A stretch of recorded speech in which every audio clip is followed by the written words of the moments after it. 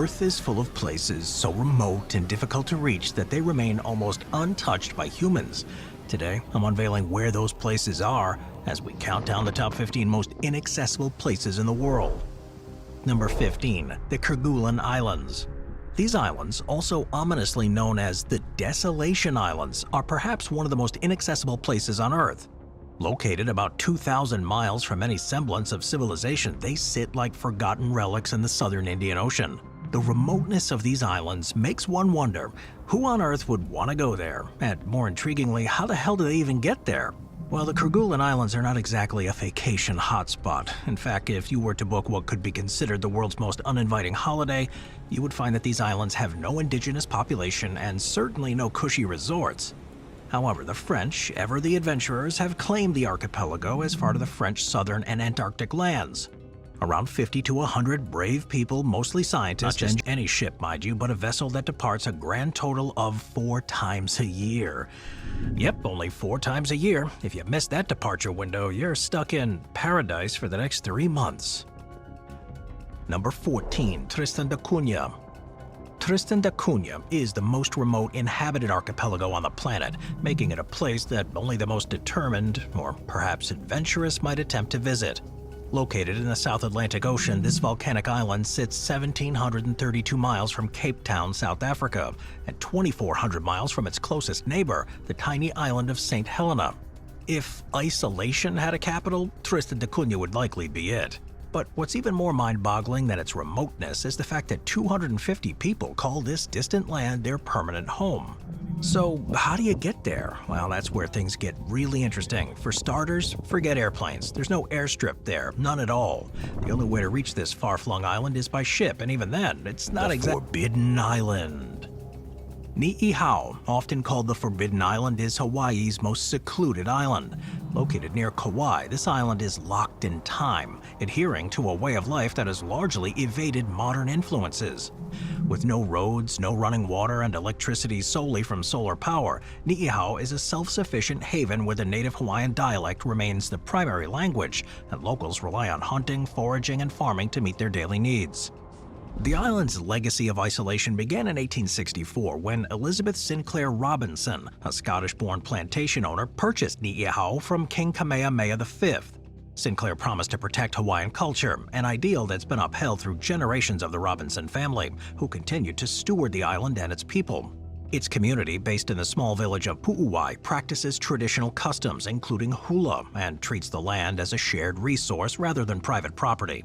In 1952, an outbreak of polio located in one of the most remote corners of the planet. Itokotormit is no easy destination. You can't just book a direct flight to this frozen outpost. Your journey is going to begin in Iceland, where you'll make your way from Reykjavik Airport. From there, you'll catch a flight to Greenland's Nærøt Inat Airport, located about 24 miles from Itokotormit. That's when things get interesting. In the winter, the only way to cover the remaining distance is by helicopter or snowmobile, adding a thrilling layer to the already remote experience. Getting there requires some patience, planning, and maybe a taste for adventure. For most of the year, the settlement's cut off from the outside world, with only helicopters and the occasional boat offering a lifeline. Once you arrive, you are truly off the grid. The person covering your back at the office is going to be very jealous or very annoyed when they realize you've disappeared into the Arctic wilderness with limited contact. That sounds like a dream come true.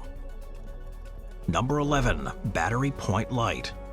California's Battery Point Light was once a point light that sits on a tiny island, connected to the mainland by a pathway that vanishes beneath high tide. That means that your timing is critical. Only when the tide recedes does that rocky pathway emerge. But despite its scenic charm, the lighthouse has endured its fair share of hardship. Over the year, Battery Point Light has withstood howling winds, fierce storms, and towering waves that has battered its stone walls. One of its most interesting moments in history came in 1964 when a powerful earthquake triggered a tsunami that hit Crescent City with 20-foot swells. Miraculously, the lighthouse survived. But those who venture out are rewarded with a truly memorable experience here, whether exploring the tide pools, learning about the lighthouse's role in maritime history, or simply enjoying the serenity of the island. A visit to Battery Point Light feels like a step into another world. Number 10. Inaccessible Island. The name Inaccessible Island could not be more fitting. While many remote places on Earth are difficult to reach, this reflects the struggles early explorers faced. Some accounts suggest that the Dutch crew aboard the Nachtglas, the first ship to encounter the island, were unable to land and named it Inaccessible out of sheer frustration. Others claimed it was a French captain who, after failing to even set foot on the island over a century later, bestowed it with the descriptive title. Well, regardless of its exact origins, the name is stuck, and with good reason. While many islands around the world present challenges to explorers and travelers, Inaccessible Island has consistently thwarted those who try to conquer it. From Tristan da Cunha, getting to Inaccessible Island involves an additional voyage across notoriously rough seas, with only a few days each year offering even a safe harbor. Even then, the landing conditions can be so unpredictable that visitors might arrive only to be turned away by the weather. There's no airport, no regular ferry, and no welcoming port. It's the ultimate test of patience and endurance for any adventurer. Number 9. Médoc County. Médoc County, hidden deep within the early 21st century, there was no permanent road here, and reaching it required days of trekking through rugged terrain. Though a simple road was built in the 1970s, it remained impassable for much of the year. This left Médoc accessible only during the warmer months when conditions permitted dangerous journeys. For decades, life here meant dealing with profound isolation, an isolation that shaped the lives of those living there. For people like Nam Gyal, born in the 1960s, acquiring even basic supplies meant embarking on an 8-day round trip through mountainous trails. The journey was not only exhausting but also perilous, with cliffs and shifting landscapes making each trip a battle against nature. In the span of a few short years, Médoc went from being an isolated enclave accessible only to the most determined, to a region with a road access that could reliably carry people and goods. The opening of this highway was a historic moment for the county. For the first time, locals could leave the region without the uncertainty of whether they would be able to return before winter by train enthusiast Takanobu Ishiyama. These stations, often tucked into remote mountains or hidden in valleys, offer a glimpse into Japan's most secluded corners. But even among the Hikkyo-eki, Koboro stands out as the ultimate challenge. It's nearly impossible to access by foot, as no roads lead to the station. The only way in or out is by train, or for the exceptionally daring, by boat. But this isolation is precisely what makes Koboro so special. No roads, no shops, no homes. In fact, the last settlement near Koboro disappeared by mid-1970s, leaving the station as a lonely relic. And yet, still, people make the pilgrimage to this isolated spot. But the remoteness of Koboro cannot be overstated. Imagine a station with no road leading to it. To get there, you need to catch one of the few trains that pass through the area each day. If you miss the train, you're stuck. Moving on to number 7, the Darien Gap. The Darien Gap. It's a forbidding stretch of jungle, swamp, and also home to a wide variety of rare plant and animal species, which earned it a UNESCO World Heritage Site designation. It's a region patrolled by paramilitary groups, drug traffickers, and smugglers, making it one of the most dangerous places in the Western Hemisphere. So how does anyone even attempt to cross the Darien Gap? Well, the short answer is with great difficulty. Unlike the rest of the Pan American Highway, which may take travelers through deserts, mountains, and rivers, it offers a continuous, if rough, path. The Darien Gap offers no roads, no trails, and almost no civilization. One British attempt in the 19th century aimed to lay a railway through the region to support gold mining efforts, but that plan quickly crumbled. Even today, rusted remnants of that failed dream, abandoned tracks and machinery, sit half-buried in the jungle, reminders of just how hostile the Darien Gap can be. The first serious expedition through the Darien Gap was undertaken in 1960. The expedition was brutal, but it marked the beginning of humanity's attempts to overcome the region's obstacles. It's one of the most iconic and remote sites on the planet, and it clings to the side of a mountain in Bhutan, overlooking the Paro Valley. Despite its remoteness, this sacred site still draws visitors and devotees, but its journey is not for the faint of heart. But how does one even reach such a seemingly impossible place? Well, here is steeped in legend. It's believed to be the meditation site of Guru Rinpoche, also known as Padmasambhava, a revered figure in Bhutanese and Tibetan Buddhism. In the 8th century, he is said to have flown to this very cliffside on the back of a tiger, a magical transformation of his Tibetan consort. Here, in a cave on the cliff, he meditated for 4 months, taming the local demons and spreading tantric Buddhism throughout Bhutan. Now, while the story of his mystical arrival adds a layer of amazement to this place, the reality of getting there is far less magical and equally as demanding. The tiger's nest can only be reached by a strenuous hike from the valley floor, which begins at an already dizzying 7,000 feet. Entrance, yet it is merely a rocky outcrop overlooking a deep gorge. Below the cliff drops thousands of feet to the gorge floor, and a narrow set of stone steps carved into the cliff lead the way down. Once you've crossed the base of the waterfall, the real challenge begins. Ahead lies 700 steps, each one etched into the exposed cliffside, leading back up towards the monastery. Bhutanese locals often carry infants or supplies, and they glide up these steps with ease, while visitors struggle against the altitude and the steep incline. Number 5. Bouvet Island.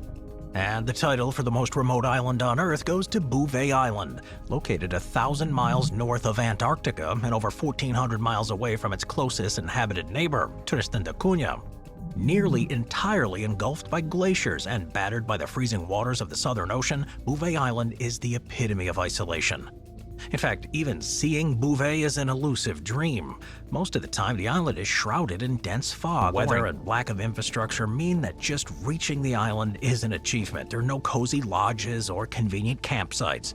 Those who make it are expected to endure the same hostile conditions that have preserved the island's untouched beauty. Yet, despite its remoteness, the island has a curious history of human interaction. The island was first discovered in 1739 by Jean-Baptiste Charles Bouvet de Lozier, a French explorer searching for a rumored southern continent. Through the fog, he glimpsed what he thought was part of a larger landmass, but Bouvet never landed, and his inaccurate plotting of its position left future explorers unable to locate the island for many years.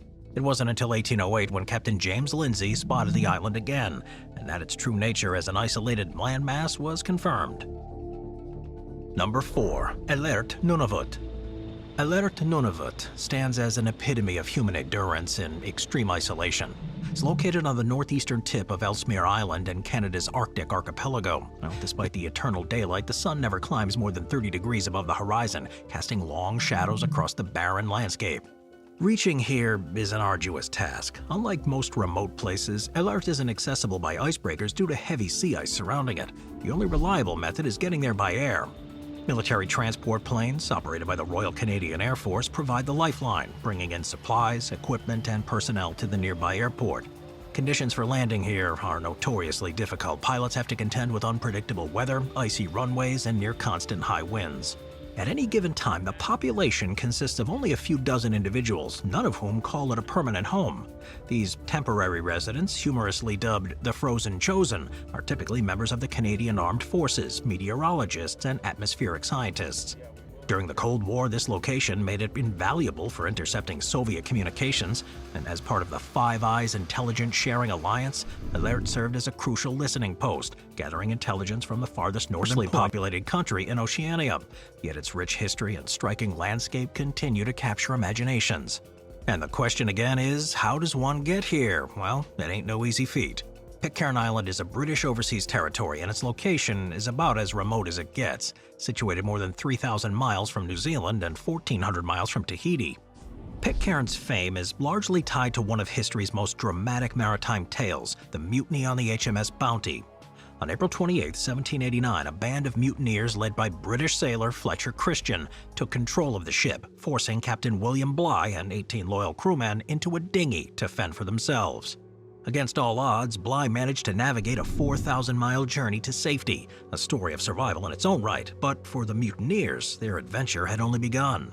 With 17 Tahitian crew members, 1 baby, and 9 mutineers, they sought refuge on the uninhabited Pitcairn Island in 1790, far from the reach of British authorities.